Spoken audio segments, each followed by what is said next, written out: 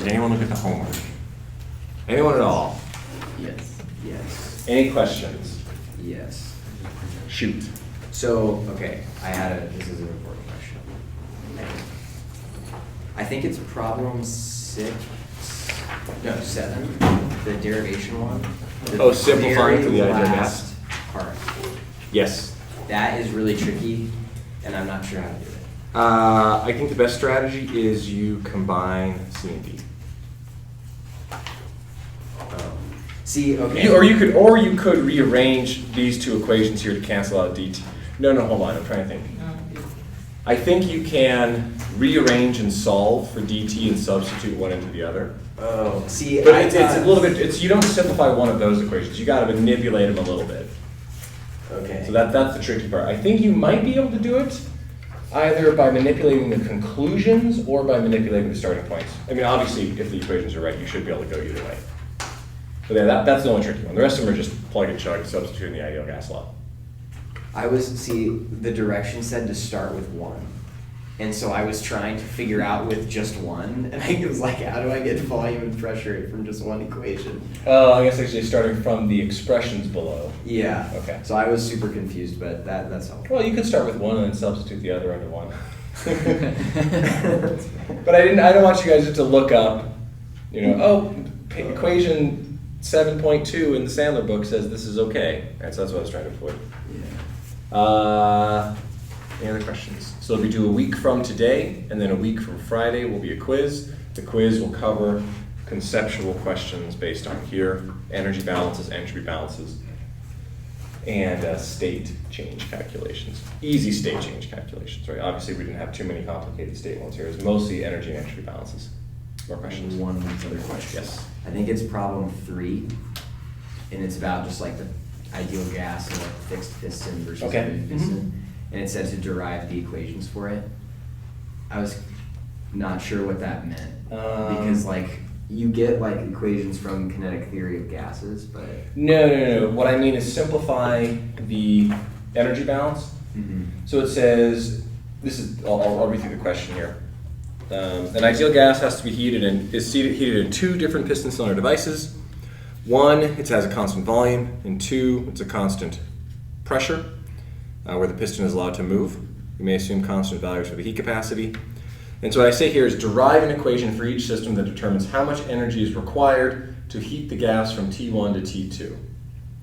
So in that case, it's just saying, which one do you think is going to take more energy, the constant volume or the constant pressure system? Which takes more energy to heat up a gas? Constant pressure. Why? Because some of the pressure's leaving as work. And Exactly. That, But it always seems a little bit counterintuitive, though. You think that in a constant volume system, you heat it up and you're creating kind of like a bomb, but it's actually more energy stored if you can push back the atmosphere. I think this is sort of but the main point of this problem here is to identify that even for a closed system, the enthalpy appears. Right? That's the reason I wrote that problem. Because people always assume that, it's closed, that means you use delta U. Oh, it's open, that means you use delta H. Well, no, not really. Just use the energy balance and then trust that the conclusions are what they say they are. Yes? It's just a reference thing. How do you want us turning our homework in? Do you want typeset or handwritten or special paper? Or So, golden leaf. Does it Maki, preferences. Yeah, you can scan it. I mean, anyway, you can do it in Word, PDF, anything. Just to scan it, you can scan or any other app Okay. and upload it. But you don't want it handwritten? I think it's easiest to just do it electronic nowadays. Yeah. So we can send everything in electronic. Is that good or bad? I love handwriting everything. Like, I love Oh, but you can scan. I'm just getting hand. Oh, you're saying that? Okay, I thought. So handwritten and scan. No. I don't want you. I That's absolutely do not Handwritten, require handwritten, typewritten. Okay. Okay. Yeah. So, and I don't think I mentioned this at the start of class. There's actually education research that shows that if you take notes on a computer, you are better at you can transcribe so much more than you can in handwritten. And what they do is that I'm trying to remember the exact details of the study. They had 2 groups, one that handwrote everything, one that computer typed, and then they had a couple of different case scenarios. One where you could review your notes, one where you could not review your notes, and based on different types of questions. One were conceptual questions, and one were like fact-based questions like, how many zebras are in the Kalahari Desert or something like that, I don't know, right? And so for typed notes, if you can review them, you're better at remembering the actual numbers. But in all cases, for handwritten notes, you are better off with conceptual questions. The reasoning for that is that as you're writing the notes, you have to do a first analysis on the process. So that's why I always prefer, I have handwritten notes here. For two reasons. One, I really don't want to turn them into slides. I'm terrible at giving lecture notes on PowerPoints, just as a heads up.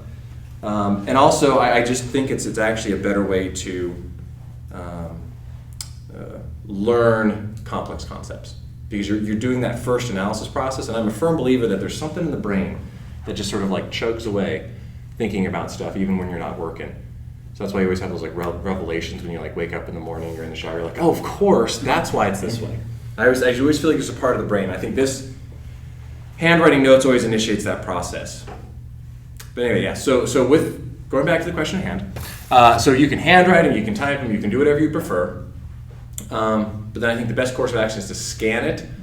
Mahmoud can grade it electronically on Canvas, leave comments, but then you always have your homework available for study. So for example, on the quiz, homework will be due Wednesday morning. I'll post the solutions right away. You don't have to wait for your homework to get graded for you to check your own work. And that way, then we don't have to worry about flipping around, getting the grading done in order for you to have that as a study material for the quiz. That's the rationale. Cool. Sound good for everyone? So normally, I believe if the department is not in shambles, we would be able to have a scanner that everyone can scan to a PDF and have it emailed directly to you. In the absence of that, you can use a CAM scan app. Does everyone know how to use those? Or Google Drive has an extension that does it. oh, well, Yeah. perfect. That's good. I can get rid of my CAM scan apps if I can choose my Google Drive. But yeah, okay. So no concerns or objections with that. Good. So take a look. Some of the questions are straightforward. Some of them are a little bit deceptively challenging. Not conceptually, I would say, too much, but more so just in little math tricks here or there, or cubic equation of states, cubic solvers, and things like that. So what we left off with last week was introducing phase equilibrium. So what I'm going to do is very, very quickly go through what we've done in the entire class, and then we'll continue on with how we can use a cubic equation of state to tell us vapor-liquid equilibrium, which is very powerful. That is shot. There's no garbage, so I'll just set that there for later. This one today. Boy, it's gonna be that kind of week, isn't it, huh? All right, let's try the third black marker. Speaking of the department being in shambles, I tried to find more of them. So we might have to switch to blue or green today. I'm running low. All right, so the first thing we talked about was the first law. This is only basically the concept of energy conservation. The reason why we write it in this particular form, because what's most useful for us and most impactful in terms of chemical processes are going to be learning what's our heat in or out and what's our work in or out. But in other thermodynamic disciplines, you could have electrical power and so on and so forth. For us, for mechanical engineering and a chemical engineering mindset, these are the types of energy that we care about. But in reality, the first law is just energy accounting. Second law.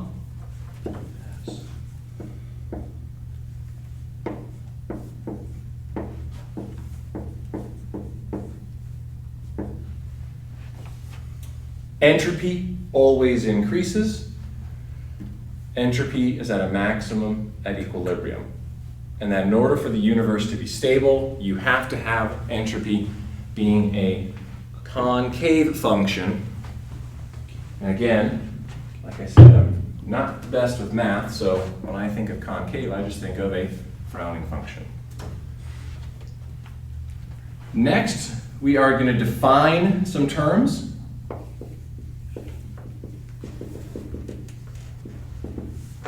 We define temperature, we define pressure, we define Helmholtz energy, we define Gibbs energy, we define enthalpy.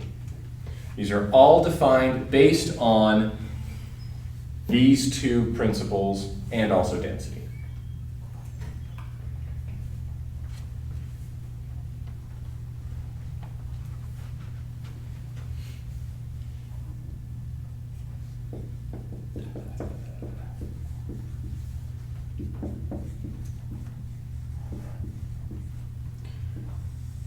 The next step is we took all this information, we took the first law, substituted it into the second law, transformed it into the variables that we defined.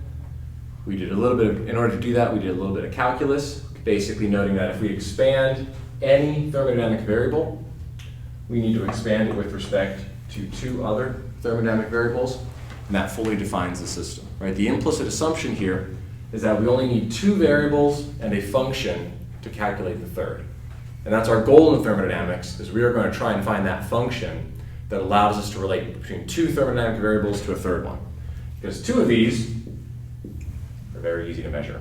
So if we can measure only these two variables and calculate everything else, then we can keep track of everything in the universe in terms of its physical properties from a thermodynamic perspective.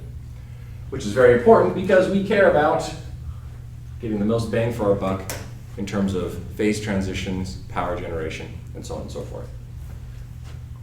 So what this allowed us to do is develop relationships between every thermodynamic variable and every other thermodynamic variable. Now what we derived in class are the useful ones. Now there may be some esoteric scenarios where you have to relate, I don't know, Helmholtz to Gibbs and enthalpy, right? But for the most part, the equations that we derived in class are the useful ones. The nice, clean, concise equations. But through examples, we can relate some variables to other ones and make them to be very tedious and very complicated and not super useful. So we've done the useful ones.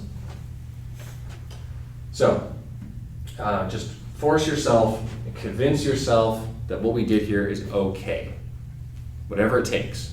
Because this right here, once this clicks, the rest of thermodynamics falls into place. Really, I promise. So it may be worth it, a couple hours of your time to rederive the lecture notes and go, okay, I get it now. Because it really sets up what I think is sort of, a thermodynamicist at heart, probably not approve of this language, but sort of the arbitrariness of thermodynamics. That everything we're doing is just functions built out of convenience. That are mathematically okay, but they're just built out of convenience. The next thing we did on our journey is that noting that the change in entropy is 0 in an NVE system. So if you recall, that involved us building an isolated environment where Q was equal to 0, dV was equal to 0, dN was equal to 0. And we called this chamber 1, called this chamber 2, and then we sort of came to the conclusion that these are two separate phases. Now applying this equilibrium criteria with our combined first and second laws, we determined that the temperature of chamber 1 must be equal to chamber 2, the pressure of chamber 1 must be equal to the pressure of chamber 2, and that the Gibbs free energy of chamber 1 must be equal to the Gibbs free energy of chamber 2, which means that in order for equilibrium to be established by satisfying this criteria that entropy is not changing, the temperatures of two phases must be equal, the pressures of two phases must be equal. In this case here, that's because they're in physical contact, and that the Gibbs free energy of those two phases must be equal to 0. Thermal, mechanical, chemical, equilibrium. These two, pretty easy, they take care of themselves. Molecules do take care of themselves in this regard here, but it's really kind of tricky to calculate the Gibbs free energy, right? But if I put two materials in contact, leave them alone for a while, these two are going to be satisfied no matter what. This is going to be satisfied too, but it's hard to calculate. And then lastly, when we applied that entropy must be a concave function, we skipped over the math, and this is what Brennan and I were discussing. The conclusion is that heat capacity has to be greater than 0, and that pressure and volume at constant temperature must have a reciprocal relationship. This one here is sort of physically intuitive, right? In order for something to heat up, you got to give it energy. It doesn't just spontaneously cool. That's really a criteria of the stability of the universe. If a molecule could spontaneously give up energy, I would think that would have bad consequences. This is what we'll be talking about today. The inverse relationship between pressure and volume, meaning that if I were to look at an isotherm, these are traditionally drawn on a PV diagram. In this case, pressure and density always have to have that kind of relationship. As I decrease the volume or the specific volume or increase the density, the pressure must increase. And this is what we're going to be using to take advantage of the unique properties of the equation of states. So we also talked about last week that the ideal gas law is always going to be stable. In this case, the relationship between pressure and volume is such that it is always negative. Now, one thing I didn't talk about super rigorously is that by applying kind of the second law of thermodynamics, you can demonstrate that temperature always has to be greater than 0. Sometimes it's kind of the third law of thermodynamics. We also showed that the virial equation of state, written in, this is its common form,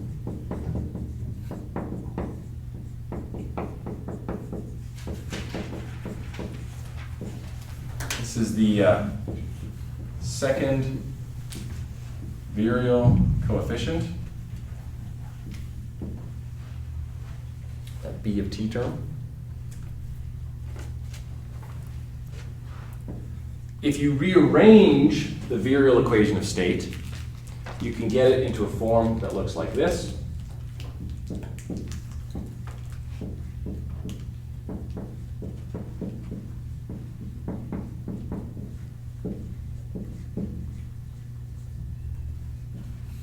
Which is a quadratic function.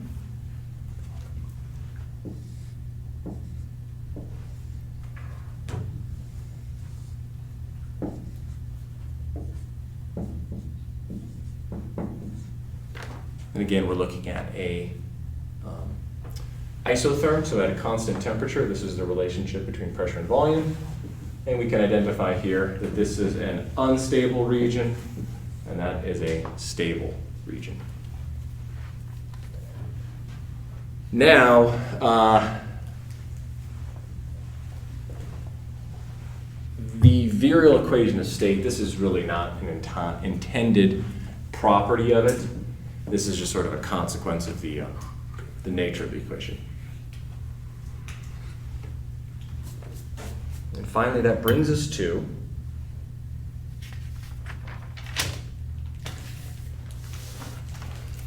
the equation that I'll be talking about far too much for this part of the semester, the van der Waals equation.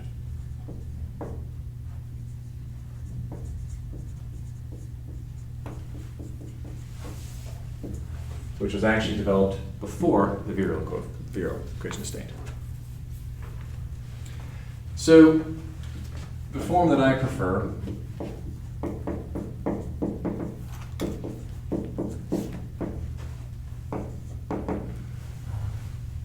is here. What is the B coefficient called?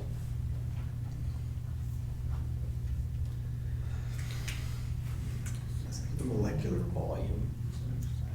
Along those lines, typically called excluded volume.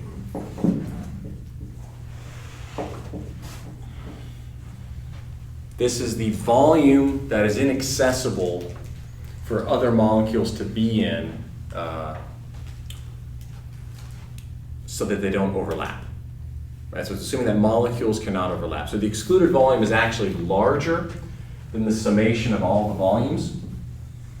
So this is a particle. Here's the particle center of mass. Here's another particle. Here's that particle center of mass. The center of mass of this particle here cannot cross a line that is twice the radius of this one. So the closest that this molecule can ever get is touching, which means that the center of mass cannot cross that region right there. So the excluded volume is this dashed line.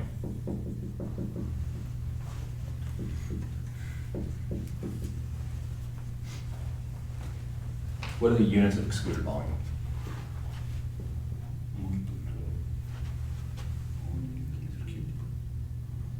Someone have the confidence, say it loudly. Mole per meter cube. Opposite. Close, yes. Meters cubed per mole. All right, what is A? This one I don't think it has necessarily as clear of a name. What does A represent? Attractive and repulsive forces. Exactly. So I'll call this intermolecular interactions.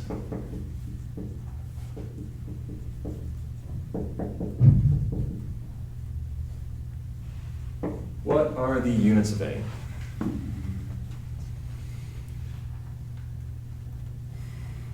I always say if you don't understand the units, you don't understand the equation.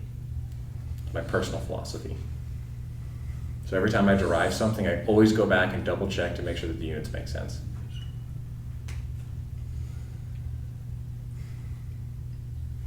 Do you got it, or? Você simples puro. Pascal meter power 6 over mole square. So one more time, say that one more time. Pascal Pascals, meter to the power 6 meters sixth, mole square. mole squared. I believe that's right, because you have to have, this one has to cancel out. Yes. Pascals. So this is the square of the specific volume, and you have to have a Pascal. This is a Pascal, that's a Pascal, that's a Pascal. When you add and subtract, they have to be the same unit. When you multiply and divide, everything goes.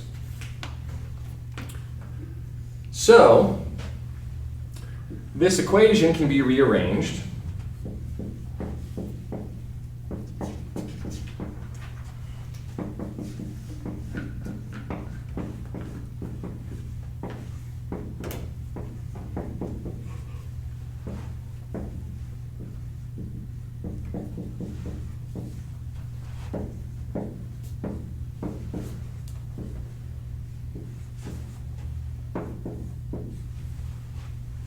into a cubic form.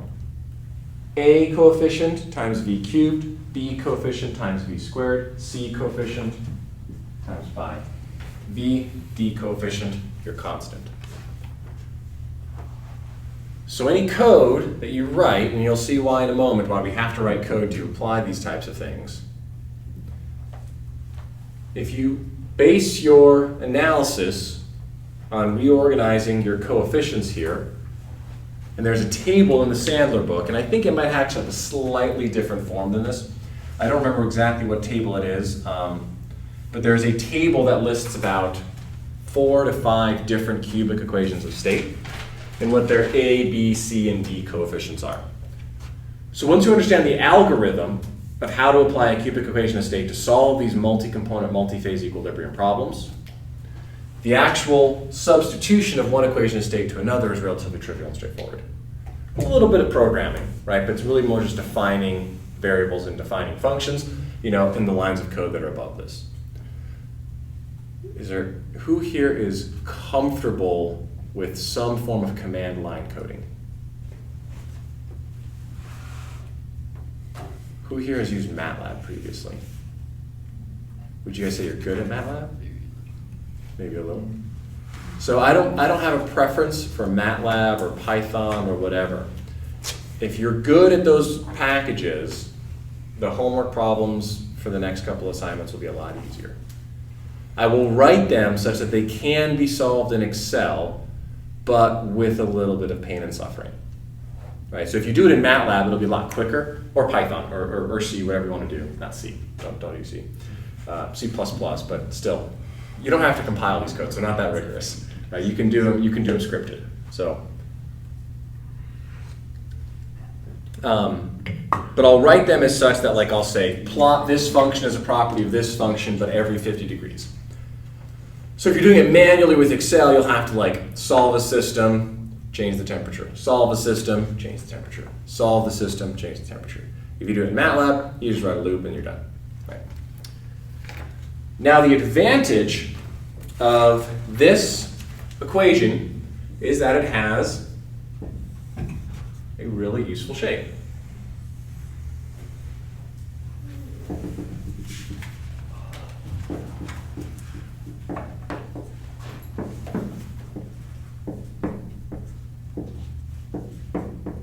I know my V's and L's look the same when I write them quickly, but this is a V. Okay.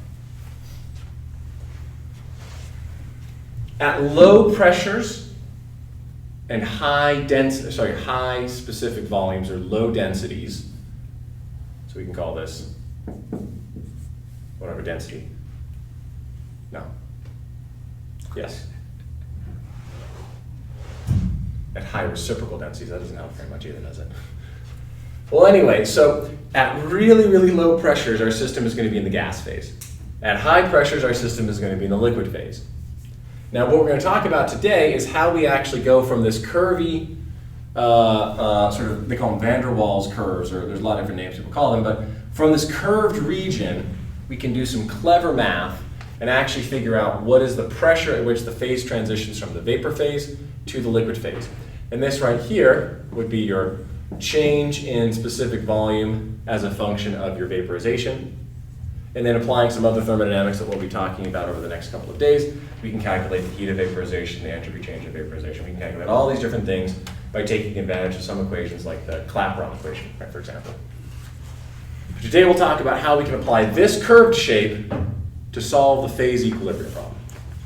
And that's why the cubic equation of state is so prolific, is because it's the simplest equation that can capture this phenomenon, where we go from a stable fluid to an unstable fluid to a stable fluid. So it has a couple of key characteristics for modeling purposes. Now, there is no law in thermodynamics that says this is right, but it's super useful, right? It predicts a lot of useful properties. This region right here can be thought of as the superheating regime. This can be thought of as a subcooling regime. And this region right here can represent a phase change mechanism called spinodal decomposition, which is It's important to understand polymer and liquid-liquid phase separations, right? So a cubic equation of state has a lot of really useful, helpful features. So if we can just tune this equation, then what we can do is more or less we can simplify all of the complexities of molecules to two parameters: how much they like each other and how big they are. And as it turns out, we can get a pretty good estimate of a lot of the properties just by those two tunable parameters. And so these are going to be based on the critical point, which means that all fluids are going to be the same based on which type of equation of state you use. The only difference is how close or far you are from your critical point. But there's no rule that this has to be true, right? This is just a useful model that captures a lot of really cool characteristics.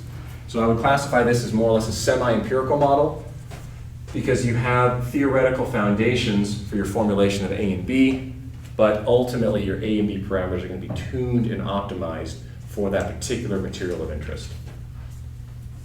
Like I said, it's the system that we're learning here. The principles and fundamentals of thermodynamics I just erased in like 4 lines of my scribbles on the chalk, or the whiteboard rather. Everything else is just the application of how we solve problems. All right, so if we have a closed PT system, so in this case it would be an NPT system,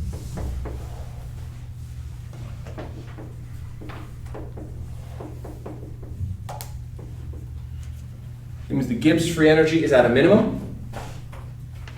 Another way you can say this is that the rate of change of the Gibbs free energy is going to be equal to 0 at equilibrium.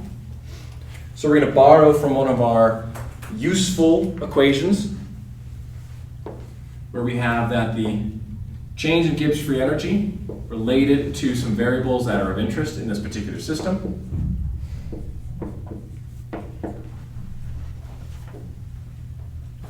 This is the combined first and second law. So you have to convince ourselves, this is the part where I say it's really, really critical that we believe ourselves here, that this equation was derived.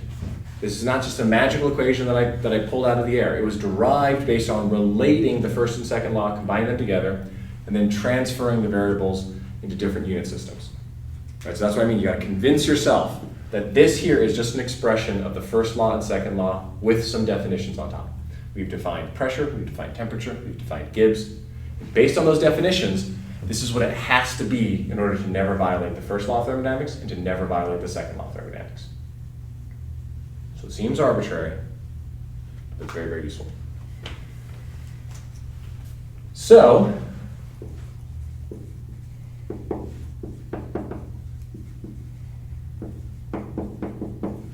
if we follow an isotherm, and I'm going to maybe redraw our cubic equation of state here.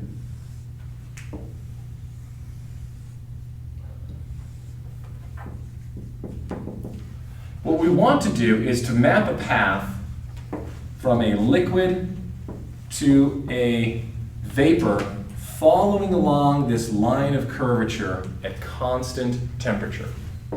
Pressure, specific volume.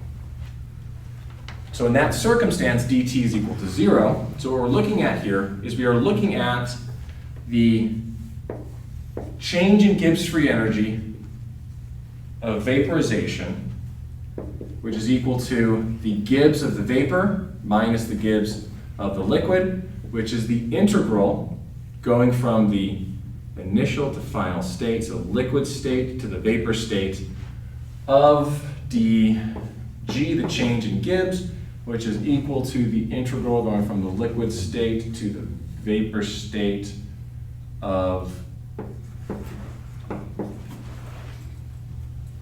And that's because dt That's is good. 0.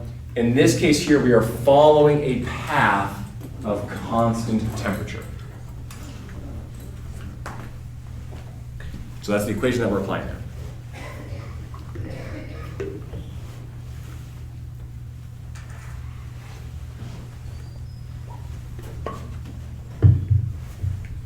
So essentially, what we need to say then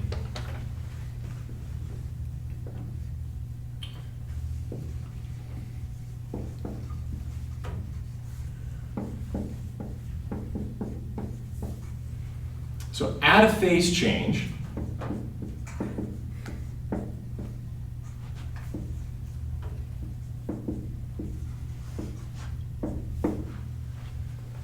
our pressures have to be equal, our temperatures have to be equal, and our Gibbs have to be equal. So far we've satisfied these two right here.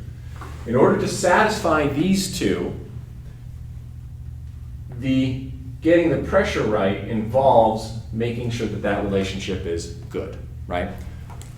We fixed two of our variables, and we have developed an equation that allows us to assure that our third variable is how it should be. So what that means then is that there is going to be some pressure along this path such that anywhere from here to here, we have 3 real roots of the pressure equation, right? So I could draw a line right here where I have the pressure of the liquid being equal to the pressure of the vapor. The temperature of the liquid is on the same line as the temperature of the vapor, but do I satisfy this criteria that the Gibbs free energy has to be equal? What about this line down here? What about this line here? What about that one? What about that one? What about that one? How do we know which of these pressures satisfies this equation? Well, the short answer is we just do the math. The unfortunate answer is that there's never an analytical solution. So it's always a numerical solution. So let's do it graphically. how we would solve this. And then if I have the time, I can introduce why this procedure is really terrible and miserable. Because if you recall from your days of, let's say, Algebra 2 in high school or middle school, what's the first way that you ended up solving, systems of equations? You had a parabola and a line. You see where they intersect? What's the first way for how you intersect? Yeah. Graph them. So if you learn how to graph a parabola, you learn how to graph a line, you can figure out where those two intersect, and you say, that's my solution. There's a solution here and a solution there, right? But then eventually, we learn a lot better numerical methods than that. So this is where fugacity comes in. It makes it a much more straightforward process. Okay, so one other note is, let's say that this is the correct pressure right here. Temperatures are equal, pressures are equal, gives are equal. What do we call this pressure? This is the saturation pressure or vapor pressure. So saturation is a more general term. Vapor pressure is really for vapor-liquid equilibrium. But you can have a saturation temperature for two liquid phases, for a gas-liquid phase, for a solid, gas. For liquid doesn't make as much sense. But for vapor-liquid, saturation is more general, but they're typically interchangeable. And it's going to be a strong function of temperature. Okay, so now I get to bust out my colorful markers to show how we would do this integral here. Okay. So we have our pressure, volume. I'm going to draw an isotherm here. As it turns out, it has a shape that kind of looks a little bit like that. So this, when you're doing this on the homework, I don't think it's this week, but it'll be next week it'll be due. This will dip negative sometimes, and that's okay, right? Because it's a region that is non-physical. That's not what the model was tuned to actually represent. But this region right here is sometimes really, really small and hard to see. So I'm exaggerating it to make a purpose, but in reality, this is like a super sharp drop-off that's really hard to see sometimes. Another note for homework in the future is that the density of a gas, or the specific volume of the gas, is about 1,000 times bigger than the density or specific volume of a liquid. So if you're looking to plot an isotherm on linear axes, it's going to be very painful, right? Because in order to see this region over here, your step size is going to have to be like 0.00001 cubic meters per mole or something like that. Over here, it'll be like 2, right? So that big difference means that logarithmic scale is really, that's the way to go when you're looking for these types of things. Because this region can be very hard to see. That's a question I get every year. All right, so if we are looking at the change in the Gibbs free energy, we have several steps. So we're going to define this upper limit right here. I call this one pressure B. I call this one pressure A, just to do the math.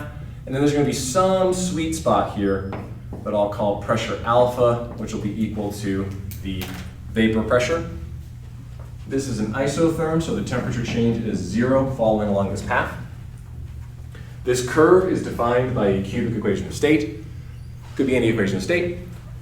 I'll mostly be asking you questions on the van der Waals equation of state, more or less just because it's the easiest. But, for extra bonus credit, if you want to substitute in a more accurate equation of state, it's a good way to compare your predictions to real experimental data. But more or less, I think the learning element is in the procedure, not actually getting an accurate estimate necessarily. So what we're looking at here is satisfying that the Gibbs of the vapor minus the Gibbs of the liquid is equal to 0. And so we're going to mean that it's going to be integration from the liquid state to the vapor state of this expression here, which could come from a cubic equation state. A relationship between volume as a function of pressure. So we're going to break this down into 3 steps. We're going to start off at our correct pressure alpha here, which we don't know what it is yet. We're going to integrate to pressure A of this expression. Then we're going to go from pressure A to pressure B, same expression. And then finally, we're going to go from pressure B to, again, the correct pressure alpha. And so all we've done is we've broken this up into 3 segments where we start and stop, start and stop, start and stop. So this would be there. It's pressure alpha also. All right. So we have a green marker. We have another one. Well, if I don't have a red one, we'll have to work on that. So, this is a little bit different because in this case here we're actually integrating with respect to the y-axis, which is a little bit atypical. But on a graph, how is an integral represented on a graph? An area. It's an area. So, going from A to alpha, is this going to be a positive or a negative result?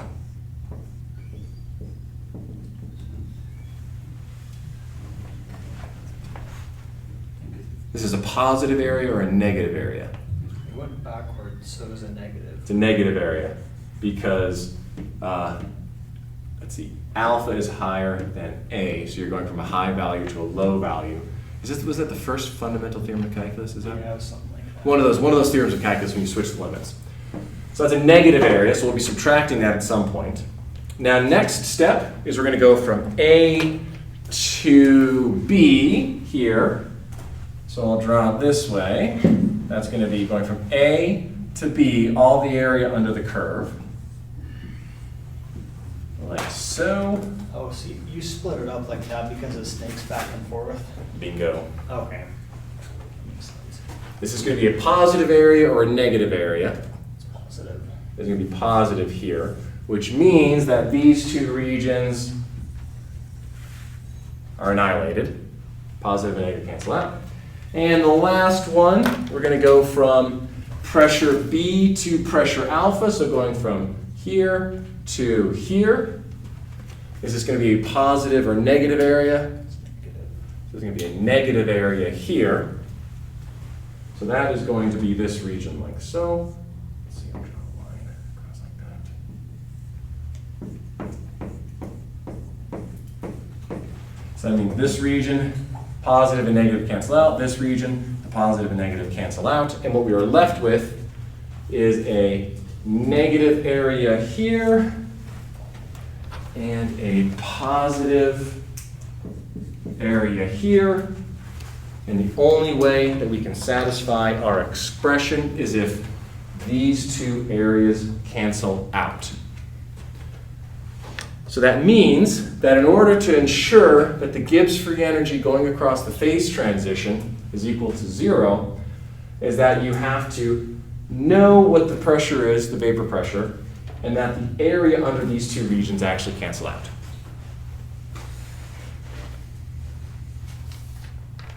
There's nothing in thermodynamics that says we have to do this, but it works pretty well. Works very well. So one additional note here is that we can also rewrite this in a little bit nicer of a way because I personally don't enjoy integrating with respect to the y-axis with multiple roots. So instead, we can demonstrate that if you plot P minus the vapor pressure, that means that this will look like this here. Those 2 regions will cancel out.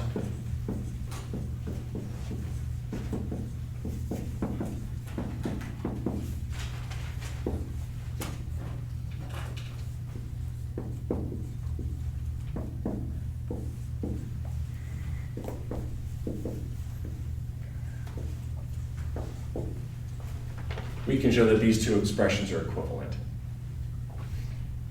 And I typically have you guys do this as a homework problem. The one trick of how we actually accomplish this is something that we're going to be doing quite regularly because all of the nice, easy, and convenient expressions that we have always seem to end up with volume explicit variables as opposed to pressure explicit. So in all of our cubic equations of state, The van der Waals, for example, is pressure explicit.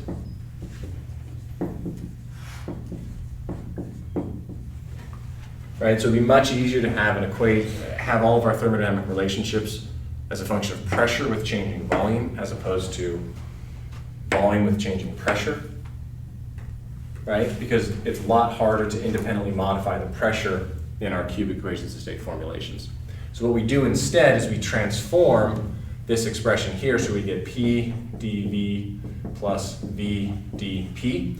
And this allows us to go from V space into P space. But the key thing that you always see popping up, and this is the trick here, is that you can also write, if you write the ideal gas law as PVRTZ, so this is now non-ideal fluid, all the non-idealities contained with the compressibility factor Z, we can write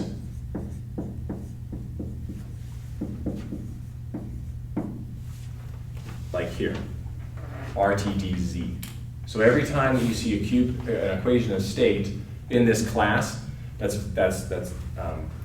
pressure explicit, you oftentimes will see this Z. So in the homework, when I ask you to do a sort of a tedious derivation, this step here is typically the one that's always going to be confusing. That's how the Z appears in a lot of the equations. All right, one quick recap here. So what we need to know, the information we need,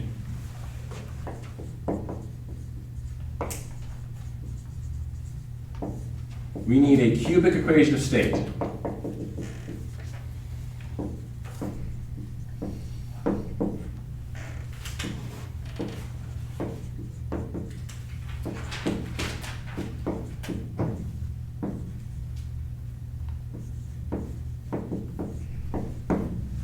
The procedure.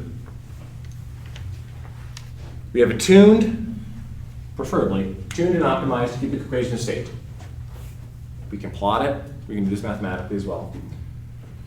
We have to guess what we think our pressure is that satisfies that the two areas above and below the vapor pressure are equal to one another, because that will satisfy that the Gibbs free energy across the phase transition is zero. However, I don't know where to integrate until I know what the volume is. So not only do I have to guess what the pressure is, I then have to solve the cubic equation of state for the liquid density, solve the cubic equation of state for the vapor density, then check to see if the Gibbs free energies are equal. If not, restart the whole process. Guess a new pressure, resolve. Get a new Gibbs, resolve. Keep on iteratively doing that until the system converges. So ultimately, a lot of thermodynamics beyond the fundamental principles in solving real problems, it's all just numerical methods. And in fact, when we're dealing with systems that are really numerically sensitive and not particularly stable, one particular example is in vapor-liquid or liquid-liquid phase separation in an oil and gas reservoir. If you have very dilute amounts of water dissolving in the oil or oil dissolving in water, that means that you might have really low mole fractions of oil and water and vice versa. So knowing whether or not there's a phase transition occurring and what the composition of those two phases are is actually a very tedious problem. So there's still a lot of research that's going into how do we know when we have a two-phase formation forming? Or can that water dissolve in the oil, or can the oil dissolve in the water? And so that numerical method is really important because, more or less, that in a reservoir simulation, you're trying to simulate like a cubic kilometer worth of space into voxel sizes that are maybe a couple of cubic centimeters, which means that you have to, at every single grid position of these millions and millions of grids, solve a complicated nonlinear thermodynamic expression to know what's the phase before you can start to calculate its flow characteristics. And that's why companies like Exxon and BP are investing huge amounts of money into supercomputers and algorithms so that they can improve their thermodynamic calculations. This is how we can solve phase equilibrium using a cubic equation of state. For a single component system. For multi-component, way harder. It gets a lot harder. But for single component, it's nice and elegant and clean. Everything falls apart when it comes to multi-component systems and thermodynamics because it's just too complicated. So we have to rely a lot more on experimental measurements. For single phase systems, single component, we nail it. Anything else before I see, well, actually no, so I won't be here. Mahmoud will be teaching on Friday. I'll be out of the office giving a seminar at the University of Calgary. Okay. See you later.